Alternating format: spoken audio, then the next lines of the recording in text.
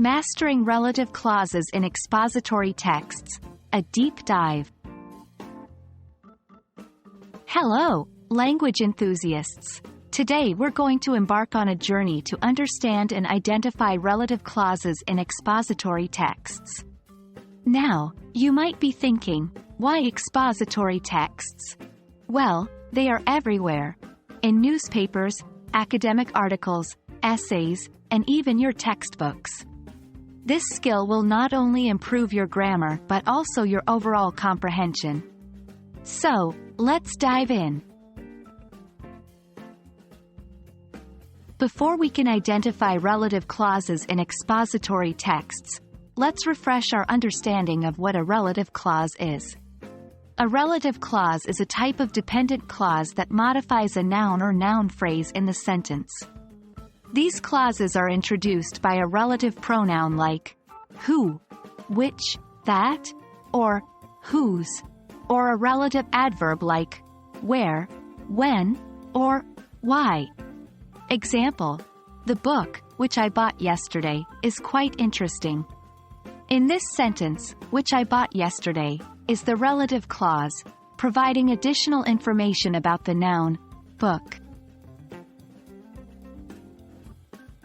Expository texts are pieces of writing that are meant to inform, explain, or describe. They present a balanced study of a topic.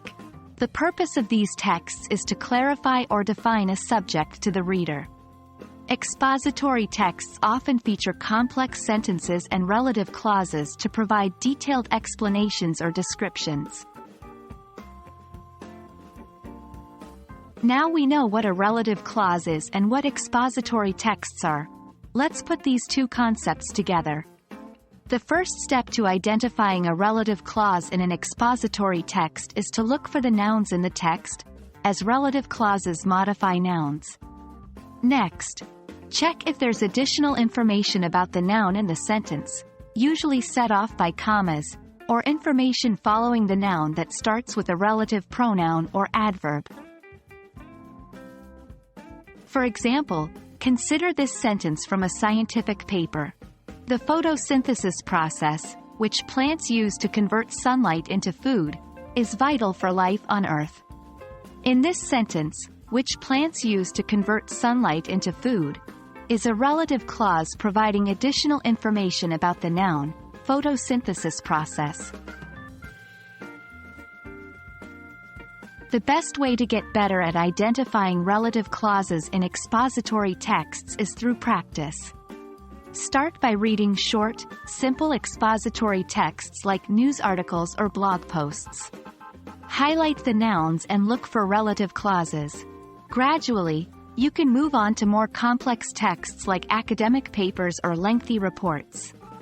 Practice will enhance your understanding and make the process of identifying relative clauses second nature.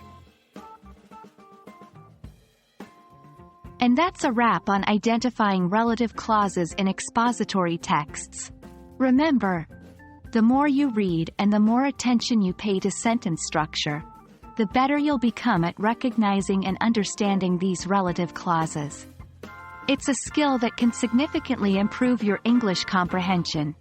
So, keep practicing, and soon, you'll be a pro at spotting these clauses. See you in the next video, language learners. Happy studying!